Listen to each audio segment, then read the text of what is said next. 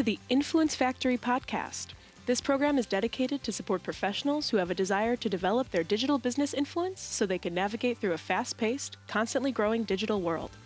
We invite newcomers as well as our family of business influencers to a place to play, share ideas, questions, tips, and guidance with other thought leaders around the globe. Sit back and enjoy our program with your host Dean DeLisle as he interviews guests. News and commentary are provided by Jackson DeLisle and Monica Hacker. Power Move lessons are provided by the Influencer Marketing Department at Social Jack.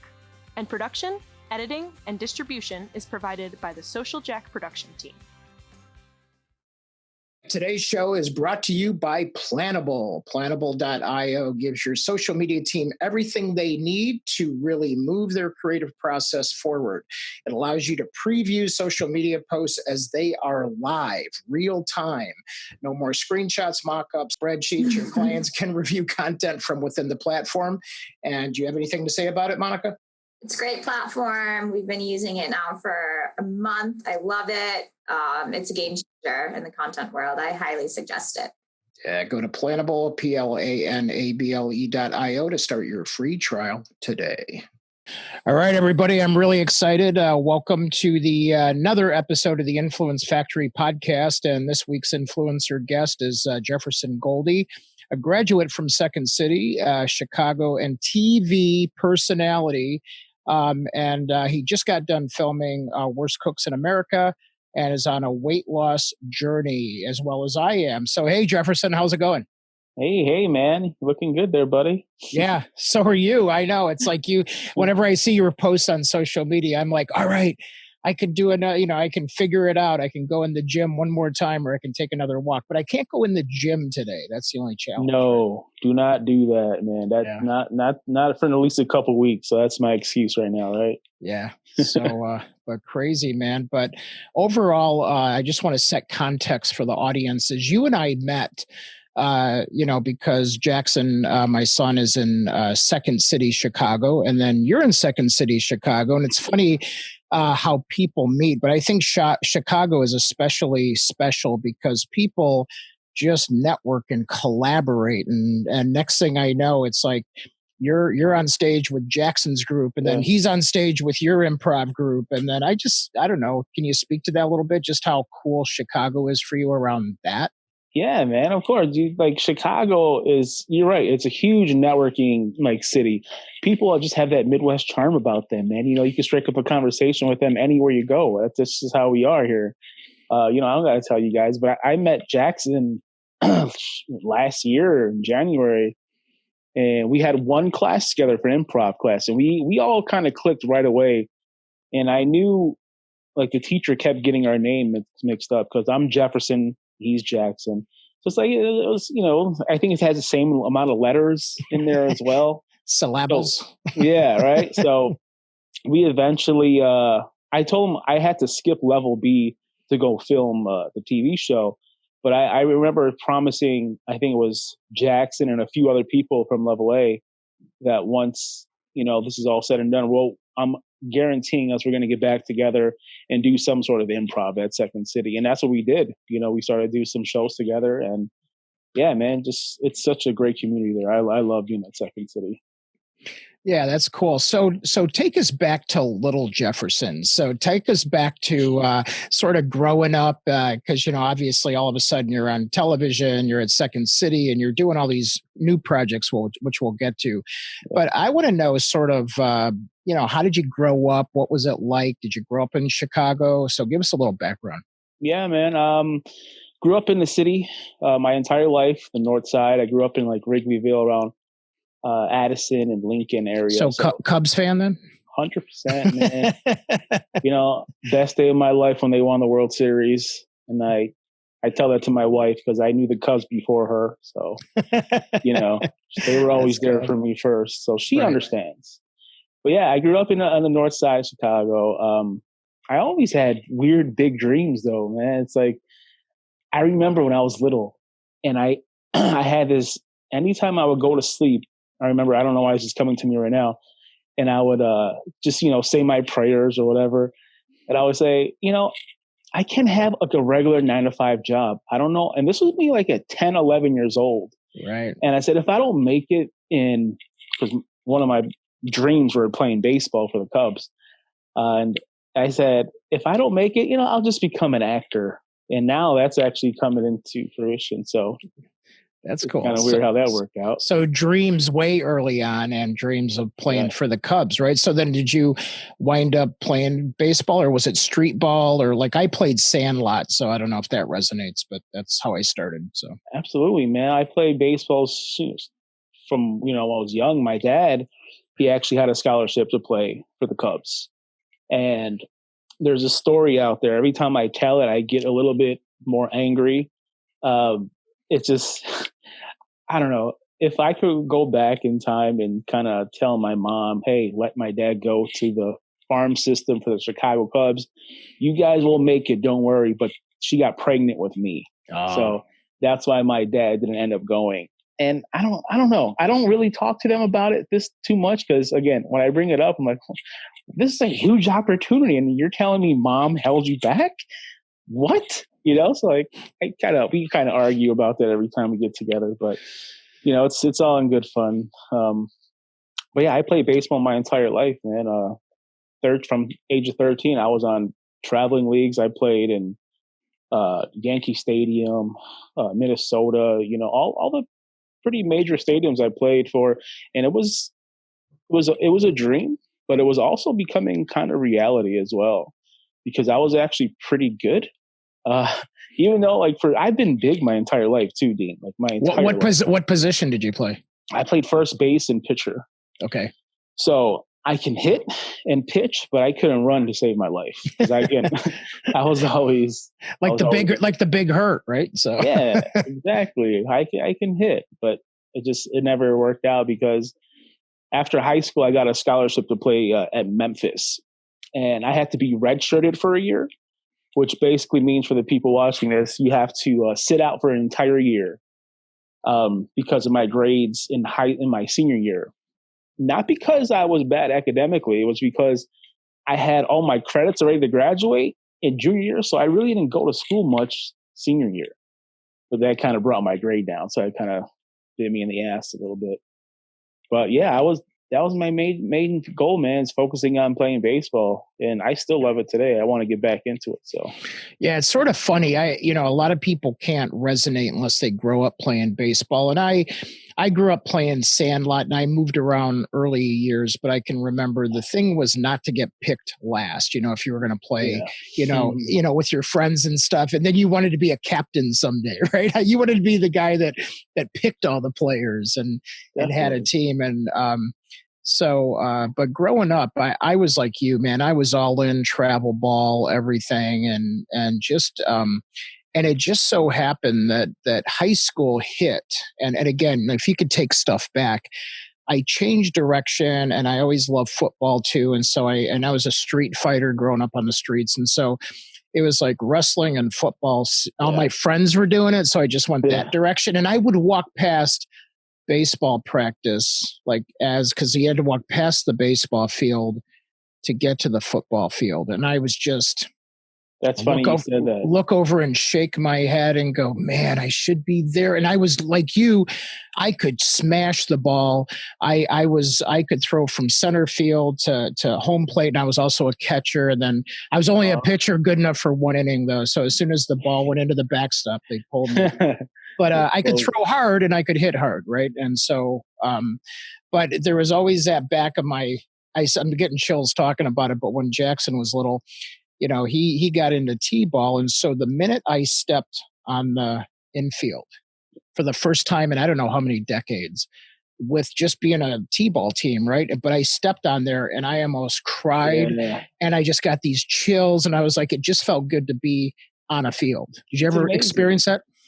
Yeah, one of my cousins, my cousins right now, his dad is his coach, and I think he honestly has a better shot than I did to make it, if he really wants to make it in minors and majors. It's so hard to break into the major leagues. We all know that. Right. But I think if you have a good support system, that's someone that's going to push you and just be on your ass all the time about it, but in a respectful way as well, I think it's going to be a lot easier to get there. Because for me growing up, it was weird. My dad played baseball, right? And he was this amazing pitcher. But at the end of the day, I feel like they didn't push me hard enough to really pursue that dream as a kid. And it was there. I think it was really close. And the reason I didn't go was because like I just didn't want to sit out for the whole year. And at that age, I was 15, 16 maybe. I shouldn't be able to make that decision on my own. Yeah. Yeah, no, I agree. My dad supported me 1,000%. It was just my own choice. But again, it's like you and I wouldn't be sitting here talking about other cool stuff had we made other decisions. And who knows? I mean, I know I have relatives that almost went broke in the farm system and they were good. And I was just like, we don't know what we would have blossomed into, but the cool thing is we are who we are today. So then moving on, what happened after, sort of that period of your life? Where'd you go next? Yeah. After high school, I had no regrets because again, I always had these big dreams and I would always feel in the back of my head, you know what, I'll do something cool. By always, maintaining some sort of steady income, you gotta be, realistic as well. So I became a musician after high school. My dad's also a piano player. So like I get a lot of the talent from him, and growing up, seeing him playing like 80 disco band, I was like, oh, that's cool. So I was like, I always knew how to play piano from ages like 2. But I was like, I don't want to be a piano player in a band in the year 2002. Just kind of like it was boring for me. It really is. Like I still play to the day. Like I'll produce some beats for hip hop artists and R&B, people. But I was like, what's a cool instrument? And of course, I went with drums. So I picked up the drums. I bought a drum set, and at the time, I was living with a couple roommates, and we had this huge attic upstairs. And I was like, I can learn how to play. And I taught myself how to play. And 15 years later, we're still going strong. So that was my next, endeavor, being a musician.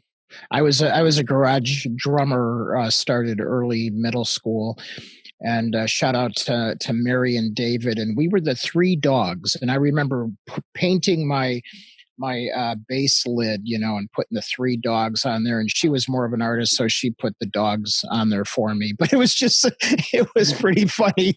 Just like, and we were okay. Wait, did you say middle school or middle school? Yeah, right. So middle school, but it was literally we played all metal. So that's what was rocking in the 70s. So we were literally like anything. Heavy metal was where we were going. But it was fun. I think there's I don't know. I think there's a synergy and camaraderie that you probably feel with improv and Second City groups and teams like that, where there's like this synergy with just being in a band. Do you know what I mean? Of course. And I actually brought that up to my group. It's very similar being in a band and being on stage with your, with your improv group. Like you have to count on each other. You have to rely on each other, just like being in a band. If I mess up, someone got to pick me up and be like, hey, everything's going to be okay. Same thing in improv. It really works. It's so strange. I remember because I've been in bands my entire life. And then I started doing improv and I was like, hey, this is a lot like being in a band. So, right. Yeah, it's what you said that. Well, that's how I described that when people found out that Jackson was doing the 90s show with you, and they're like, "Oh, is that okay? Did his other group shut down?" I go, "No, it's like being in a band and you want to sit in on a set, or Exactly. you're a singer, whatever, and you just playing. I know guys that play in 5 different bands, So oh yeah, I was one of those guys. I was in 4 bands at one point. Yeah, well, we both know Gary out there, Guzman. Yeah. So he's usually jamming. Shout out Gary. Yeah. Yeah, right. Shout out to him. So then you were doing some musician stuff, and then what about school? Where did you take school from there? So I kind of gave myself a timeline for music. If I didn't become somewhat I don't like to use the word successful in it because I felt like I was, and success to some people may be different. It's not about just making money. I was happy, and I was traveling with my group, and we were making decent money, and I was just having a lot of fun. Having that freedom to go play a different city every day is something you can't really, you tell it to people, they're like, oh, cool. It's like you see in like in the movies, but I loved it. Every time I went on tour, it was great. Right. But at the end of the day, I told myself when I start getting in my 30s, I'm going to go to school for TV and radio and kind of focus on that, because I do a lot of things in my life, Dean, and I always want to do them 100%. Okay. I don't like to half-ass anything. So I knew with me being in a band, I wasn't going to be able to dedicate my time and my efforts to really focus on TV, and radio for our school. So I turned 30. The band started settling down. My singer moved to LA. It was perfect timing. And I went to school it's called the Illinois Center for Broadcasting. And I graduated from there, but they taught me everything from, TV, radio, hosting of radio shows, some acting techniques, stuff like that. But at the end of the day, I don't know, I had a timeline. It was weird, and I stuck with it, and here I am today. So did that lead into the TV show, the first TV show you did, or did Japan come first? How did that happen? The TV show happened first. And that's social media, man. Isn't it crazy? Isn't it crazy? I've been in it since almost day one, but it's like, it still baffles me that sometimes we can't predict when something's going to take. And when we think something's going to take, it doesn't, and vice versa. Right. I mean, Absolutely, it's crazy. And I tell people all the time, like, first of all, if you're trying to break into this industry, be careful what you post on your social media. If you're trying to be liked and stuff like that, don't talk about politics. Like, you can go on my page right now. You won't find anything and me talking bad or good about any sort of politics, And that kind of landed me the job to hosting a TV show. It was a contest, and I remember it was 2015 or 16, and the title read "Looking for the Next TV Star." And I had no idea what it was. They asked for a 30-second clip of a video clip explaining why you would be a good host for TV. I sent it in, and they liked me. The thing was, I was in Florida at the time with my wife. We were just, celebrating something. And I got an email from the TV show saying that they want to interview me live on TV. I'm like, oh. I'm expecting that. So I'm like, okay, I'm going to hop on a plane, next flight, whatever, it's fine. And they said, no, don't worry about it. We want to actually talk about hiring you for, hosting a TV show. Wait, without audition? Yeah, without auditioning. Wow. Which I kind of, at this time, didn't believe them, because I was like, I want to come down here. Let me just, go through all the steps. But, they kept their word, and 3 months of testing, reading. It was a long process, and I finally got hired at WCIU. Cool. So what was the show? It was hosting a block of TV shows, a prime time called Tonight on the U. Yeah. So basically, if you're at home Monday through Friday, 5 p.m. to midnight, and you're watching Family Guy, How I Met Your Mother, what else is on there? King of Queens, Seinfeld. Oh yeah, for sure. Yeah. I watch that. Yeah. Yeah. I was the guy that popped up on your screen between commercials and would be like, hey, coming up in this episode, Kramer is crazy, so don't go anywhere. That's what I did.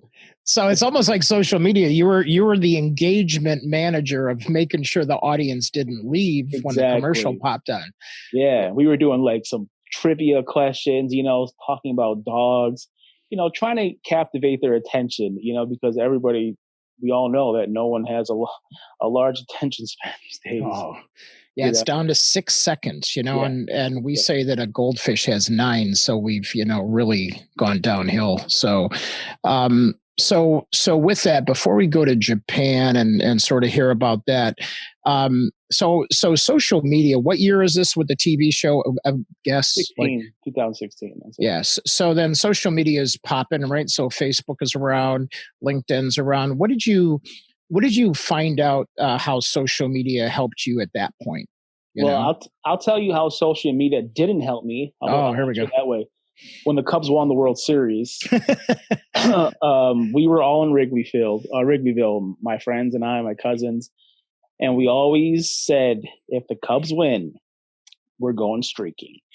You know, and God bless you, man. I was like, shit, do we keep our word? And I literally just got hired by this company, maybe 2-3 months prior to them winning the World Series. And I'm like, no one's going to see us. There's 1 million people out here. First thing we do is get interviewed by all the major channels in Chicago. I wasn't naked. I had my boxers on, but it got back to them. And I was like, listen, this is once in a lifetime. I'm sorry. Yeah, I did it. You saw me on getting interviewed on all the major networks. I was like, not going to happen again, but I hope the Cubs win again. It was just one of those things, you know. Like, at least you weren't streaking alone. That might have been right. A little crazy. Me and my cousin. Yeah, right. I think of what is that, Old Schooler? Old School, yeah. Where he's like, "Come on," and nobody follows him.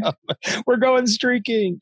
But to answer your question, how has social media helped me?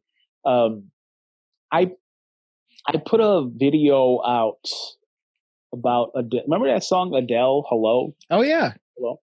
I did a video, me bored at work, 3:00 in the morning, and some kind of internet celebrity shared it, and it got, at the time, was, for me, it was a lot of views. It was like 200,000, 300,000 views, which was great. And social media helped me land a job because the TV station saw that video, and then they went through all my other posts, and they saw me making, funny videos or whatever. They're like, oh, I like this guy's personality. But I would, as you know, Dean, I like putting myself out there. I have no shame in my game, not having a shirt on is okay with me running around Chicago. I have no shame, and they like that. So they actually gave me an opportunity because of my social media presence. So, wow. That's cool. Yeah, it was great. So anytime someone talks, shit about social media, I always tell them that story. Yeah. Like, hey, it can also be beneficial. Well, we're going to do an article on this too, so we'll write about it and share some of this. And I think, our mission has always been with this show is for people to hear stories, and we're all at a different journey at a different time when we hear things, but to be inspired to know that, what I hear a theme here is that, like you said, when you want to go for something, you're all in. There is like no turning back. You're just like going for it. And I think that's a message all in itself. Yes. And I appreciate you saying that, because I've been like that my entire life. I've always been like, I always try to tell this to my close friends and my siblings, like, don't be a follower, try to lead, by example, and people respect you for that. I try to do that. And I will. No, I take that back. You do that. Yeah. Thank you. You don't try to do that. You do that. So. Yeah, I appreciate it, man. And I hope people see that. And I do that, I guess. But also I'm humble about it. I don't like bragging about stuff that I have, what I've done. A lot of people don't even know that I've done TV. It's cool when people come up to me in the streets and like, hey, are you the guy from that? And I'm like, yeah, cool. Let's take a picture. And that's a whole nother subject when celebrities think they're too big to take a picture. Like, I will never do that. You can write that down and come back. Or like baseball players that won't sign the autographs for the kids. I'm like, come on, man. Exactly. I'd give anything to be in your shoes to just help inspire these kids, 100%, man. I agree. So then what happens after? Does Japan come into play then? Yeah. So, being in a TV industry, any kind of media outlet, they change faces there all the time. So I was there for 2 years, which I thought was a pretty good run. Yeah. For my first official TV job, right? And I was like, okay, so they didn't none of us got fired. It was me and 2 other people that got hired. And we were like, okay, so what happens next? I'm like, yo, I don't know. Let's just roll with the punches and see what happens. And then I started auditioning for like TV shows and just whatever I can find online that would put me in front of the camera, basically, right? And I came across this Japan show. It was funny enough on Craigslist. I found it. Almost thought it was a joke. Right. They're like, the ad read, we'll pay you $10,000 to come to Japan for 2 months and you get to lose weight. I'm like, oh, so you're going to pay me money to come to Japan, one of the places I've always wanted to visit, and you're going to help me lose weight? Like, what's the catch, you know? So that was another long process too. But then, you know, came Japan. I got the call that I made this show. They flew me out there, and I was there for 2 months, and I lost over like 62 pounds in that time, eating all Japanese food. The premise of the show, let me tell the audience about the premise of the show. It was seeing how Americans can lose weight on eating all Japanese food, not having any American diet. So I had zero American influence in food. It was all Japanese food. And at first it was a little intimidating because they eat a lot of fish. So I was waking up for breakfast eating fish pancakes, which I was like, what? I don't know about this. Luckily I'm not picky. So, but I got used to it, you know, and then we started getting some protein and chicken and beef. I'm like, okay, cool. But the food was delicious, man. And when I got back home, I put on 25 pounds instantly. Like, I'm talking about the next like couple months just being back in America. You know, just we're so different out there. The only big people in Japan are the sumo wrestlers. You know, and they do that because that's their job. Right. Everybody, this is just the society out there. The culture of Japan is so amazing. Have you ever been out there? No, I have not. I remember, I'll tell you a quick story. I was in Tokyo, and it was a Friday evening, 4 p.m., busiest city in the world, right? And I lost my wallet, and I had my passport in there. Oh, geez. I had about $4,000 in there. I had my IDs, I had everything. And this was the first week of me being in Japan, so I'm freaking out.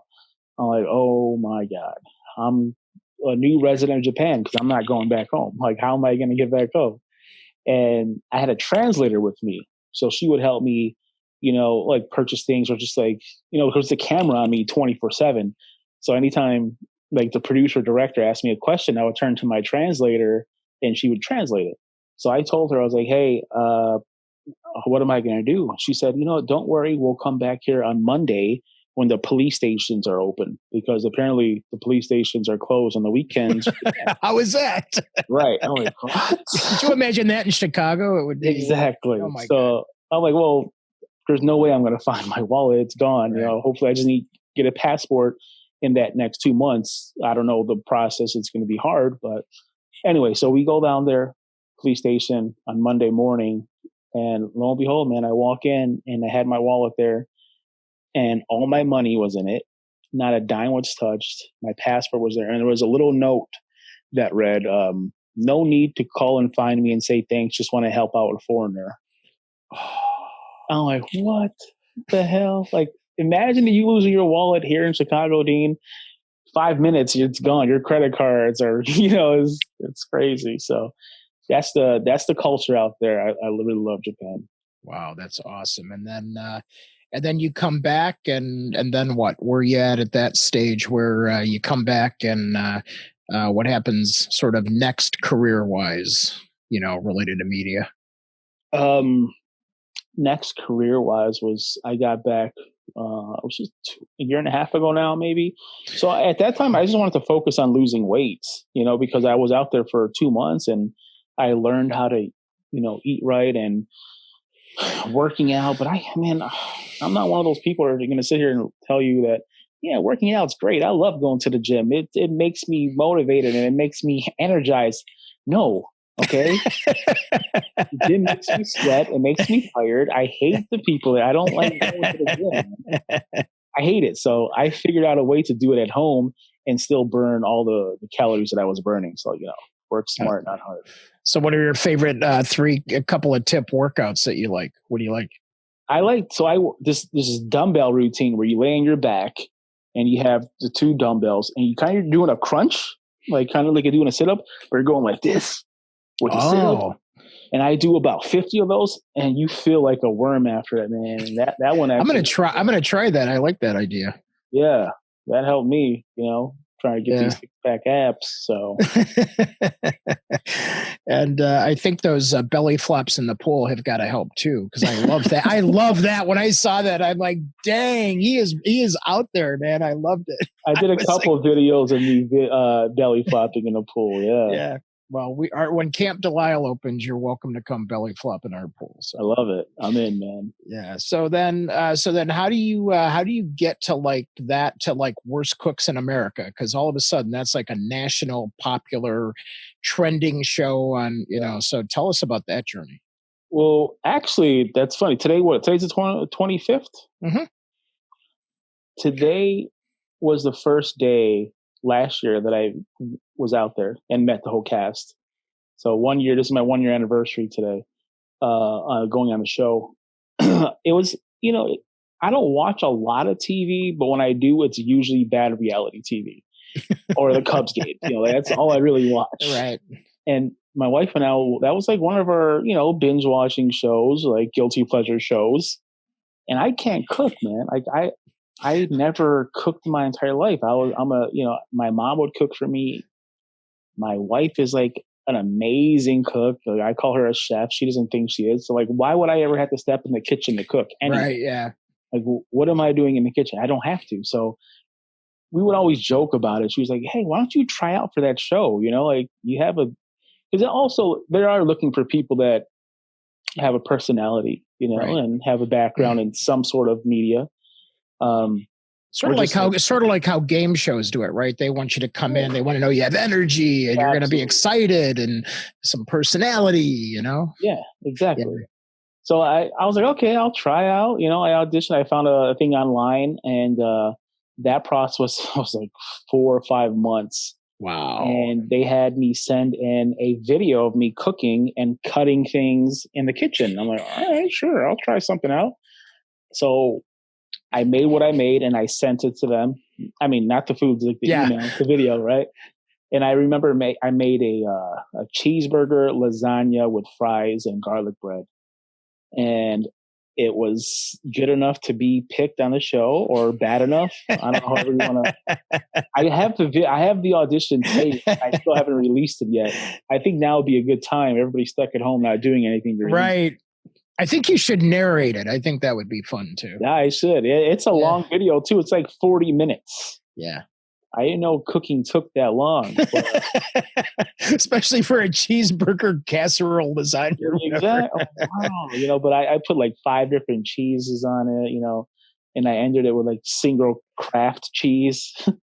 I guess that was the part they thought was, he's the worst cook in America. I'm laughing because I'm watching the first show. I believe it was the first show. And I forget who's the guy that comes over and critiques you. His name, Alton Brown. Yeah. So anyway, he comes walking over and he goes, hey man, you might want to like turn on the burner next time. Yeah. I was like laughing. I go, that can't be real. Did you really forget to turn on the burner? That's the thing about that show. Everything you see is 100% real. Wow. Like I've done some reality TV before, the Japan stuff was, I would say 95% real. 5%. Oh, can you say this? I'll make sure. Yeah. But this was 100%. Everything you saw, we are all terrible cooks. Everything. And the thing is, when you have that clock on you, like when you're watching the show on TV and you see that time clock, it's pressure, man. You have a lot of pressure on you because you have to plate it. It has to look decent. You got to make sure you're not poisoning anybody. But yeah, everything was legit on that show. And there's a lot of things they didn't show, which I'm kind of upset about, but I have a podcast coming up, quick plug, and I'm going to talk about all the behind the scenes stuff that they didn't show. And I'm going to be interviewing some past winners and all your favorite contestants. It's called The Worst Podcast in America. That's awesome, man. Nice stuff. So you went through that, and was the audition process like to get to the actual show? Because I'm thinking, well, geez, if you have a regular job, did you have to take time off from work? I think a lot of people want to know how that works. That's a good question. Absolutely. You got to take time off of work. Luckily, the job I've been there for 17 years, and I have a lot of vacation time. Wow. Like I get 6 weeks of vacation time per year. Wow, that's cool. I had, I don't know, maybe 4 weeks left or 3 weeks. So I was cutting it close because the whole show is you can be out there 2 days or you can be out there for a month, depending on how long you're on the show. And as we all know, I did not win. I think I was kind of robbed when I got sent home because, first of all, would you rather eat a little bit of burnt chicken or uncooked chicken? Right. We all know that answer. So I feel like I was robbed. I should have been there a little longer. But it was such a great experience, man. So do they shoot like a show a day, or how do they pull that off? Sure. So the one episode is 2 days of shooting. Got it. And we're wearing the same clothes for those 2 days to make it look like it's 1 day of shooting. Yeah. So the first half of the episode is something called like the main dish challenge. I don't remember. So like we go in there, we just cook. No one's getting sent home that first half hour. And then the next half hour is where someone actually gets sent home, where we have to replicate their dish exactly. And that's 2 days of shooting. And it's long days, man. I remember leaving the hotel at 7 a.m., not getting home till 10 p.m. at night. And it's just straight shooting. Some breaks here and there, obviously. But it was so fun. Like, all of us clicked instantly. And we became friends so quickly. It seemed like it. It seemed like you guys were tight. Yeah, it was like my favorite. I loved everybody on the show, but like the people I was closest with out there was Mike Jones, and then we had Ryan, we had Monica, the girl that won, Shannon. We were all close. It was like our little clique, and I think I can talk about this here. I might talk about it on my podcast too. I don't know how many people are going to watch it. They take away our phones right when we get to the hotel, and we get it back when we get to the hotel. But we can't leave. We're not allowed to leave the hotel because we're under strict supervision. The producers, like, you cannot leave this hotel because they don't want it getting out that we're on the TV show. But we're in New York, and it's WrestleMania last year. I'm a huge wrestling fan, and my friends were in town because we were supposed to go to WrestleMania anyway. So we were like, man, you guys want to get out of here for a couple hours? We felt like we were sneaking out, but we all snuck out. Well, not all of us, a few of us. I'm not even going to mention their names just in case they get in trouble. Ryan and Mike. So we snuck out, and we met all my friends at a bar downtown in New York, Times Square. And we got back. It was fine. We only stayed out for a couple hours, but then we had to wake up at 6 a.m. the next day and start shooting. So it was fun. It was a good experience, man. I liked it. Yeah, that's cool. That's cool. And then the whole Second City thing started with a gift from your wife, right? Was that a surprise, or did you ask for it? Or Well, I grew up 10 minutes from Second City my entire life. Wow. And all my favorite actors have came from that, Which one? Yeah, I was going to say, who's your favorites? Chris Farley, Tina Fey, and definitely Steve Carell. Yeah. 100%. And just knowing that I've been on the same stages as them, it's such a crazy feeling, when you actually think about it, okay, they were performing here and we're performing here right now. And I watch The Office religiously every day. It's so cool. But I always told my wife, and I told everybody, I was like, I feel like I should try Second City at least, I put myself out there on the internet. I like making funny skit videos. SNL would be my dream job. And we all know this is where you got to start. Yeah. Everybody has been on SNL. I think the numbers were 85% came from Second City, all the cast. So I'm like, all right, let's try it out. And I always kept pushing it back because I was always so busy with music and doing other things. So one year my wife got classes for me for Christmas. And it was great. I'm like, oh, okay, cool. You gave me something to do for 8 weeks. Thank you, babe. And it turned out like they will have my money forever now because like I can't stop going. And after I graduated there's 5 levels, level A through E. Right. Then there's a whole other process to get into the conservatory program. Which congratulations, I saw you're in. So yeah, thank you. It was a kind of scary audition just because, that's like the next step. And then after that, it's like main stage, hopefully. And then after that, SNL, we'll see what happens, right? But it's weird because with everything going on in the world today, the coronavirus, we're doing improv online, and that is awkward. Okay. They don't train you for that. No. So it's a little weird, but it's still, it's fun. It's fine. That's cool. So what do you think about this whole virus thing going on? I mean, it's the first time that I can remember in my lifetime where, it's like all of a sudden it's like, oh, because I love those movies that have this stuff going on, like, Outbreak and all those movies. I'm like a big fan of anything, Day After Tomorrow. I could name every frickin' scene in every disaster movie in the world. And then all of a sudden I'm like, oh shit, this is like something that's really happening. So I know that's so I'll say as early as 2 weeks ago, I thought people were overreacting, and I was one of those people. I'm like, I think today's age will we live in, I don't think this would have happened, say this is 10 years ago. I just think everybody's a little bit more cautious of what they say and everybody's connected more. Yeah. So I'm like, I think people are exaggerating. But now, with everything being shut down and just the severity of it, I'm on board with the 2 week, stay in your damn house effect. I'm okay with that. Yeah. The thing is, I was severely sick in January and February. Same, yeah, early on. And I had all the symptoms that I've been seeing on TV. And my wife had it, my friends had it, and I'm like, did we have it? Like, I posted something on Facebook recently, and everybody's like, yeah, we all had the same thing. So, like, I don't know. It's just conspiracy. I'm thinking I may have had it, but I mean, I'm a strong boy, so I beat that shit if I did. Ditto.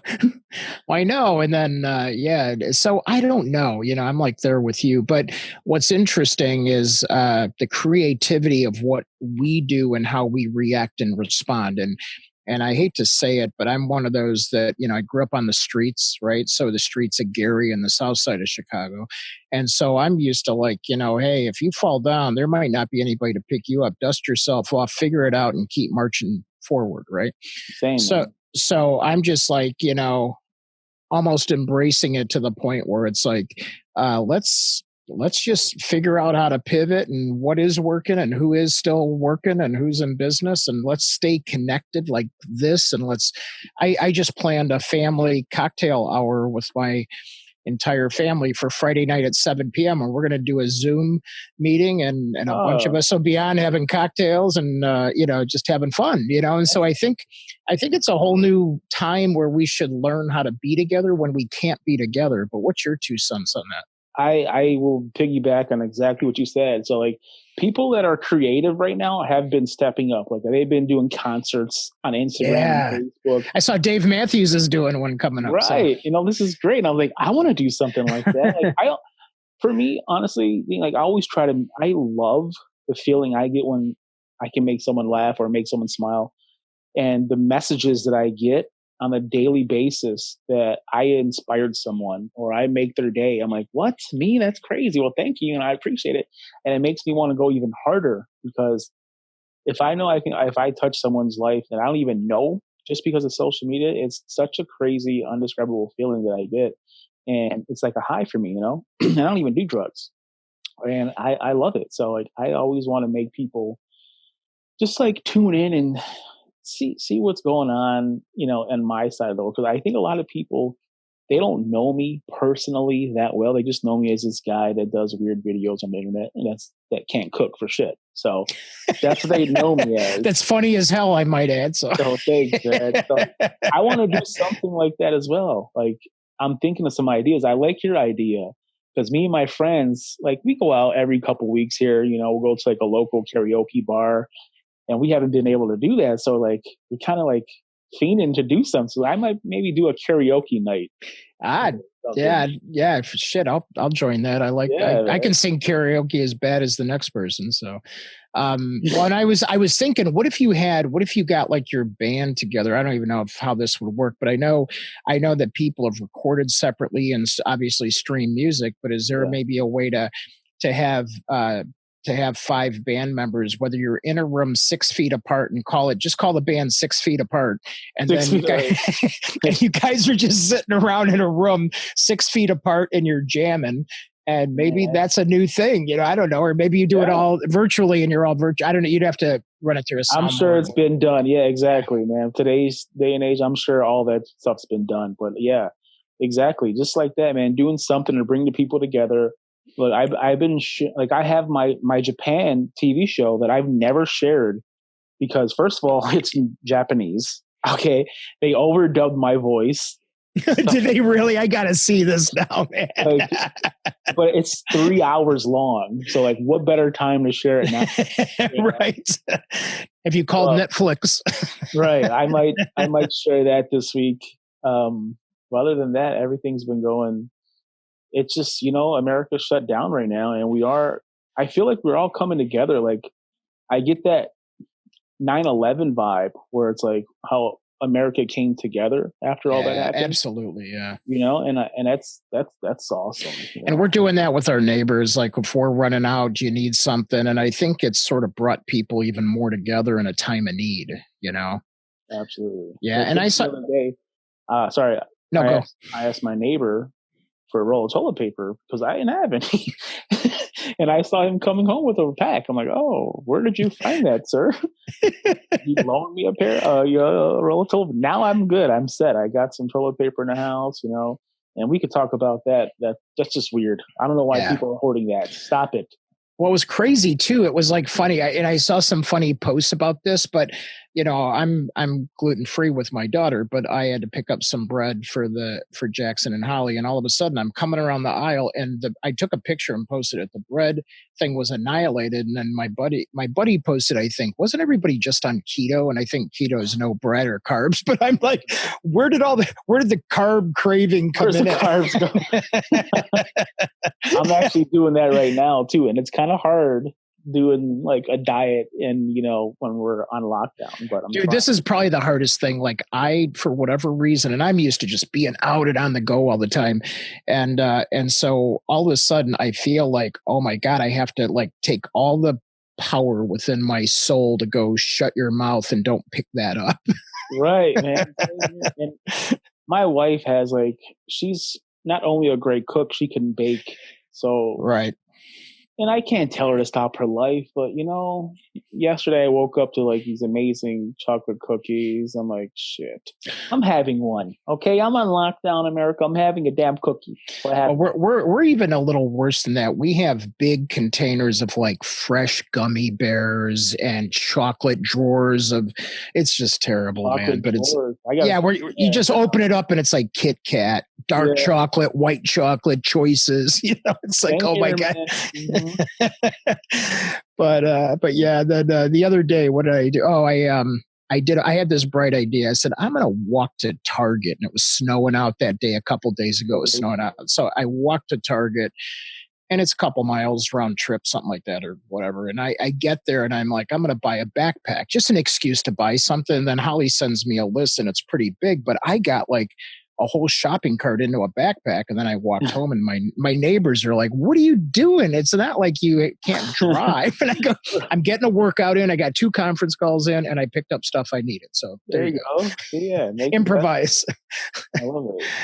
Any other things you're doing to improvise around this, or? Well, my job hasn't shut down because it's a hospitality job. So like everything for me is literally the same that it was months ago.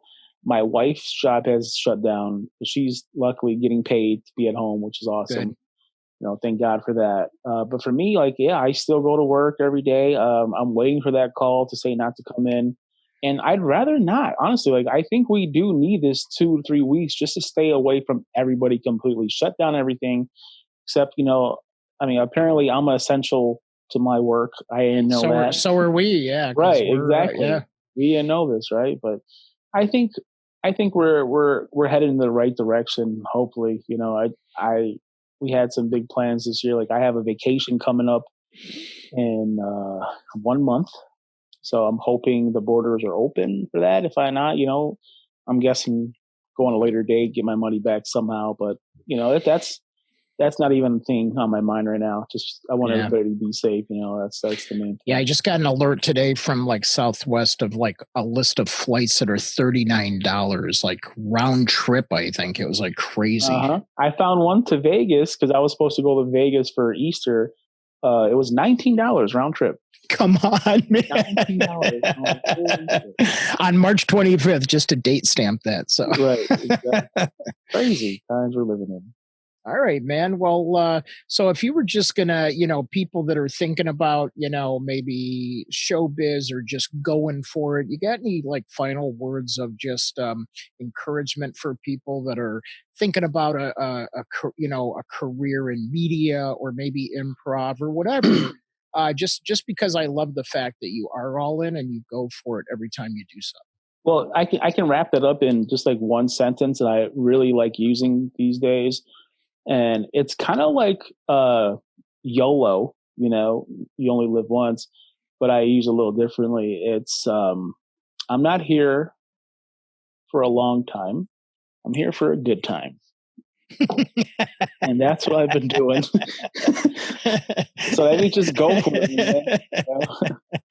Yeah, I love it, man. A shout out to my Uncle Rick. He always goes, anything worth doing is worth overdoing. So that was always his saying. Yeah, see, exactly. There's so many sayings like that. But I know. I love it. I love it. All right, man. Well, listen, we appreciate you and love having you on. And we'll have you on at the next chapter. I'm sure there'll be other big chapters. And please invite us. We love sharing your stuff out there and love being part of the Social Jack family. And thank you again for being on the program.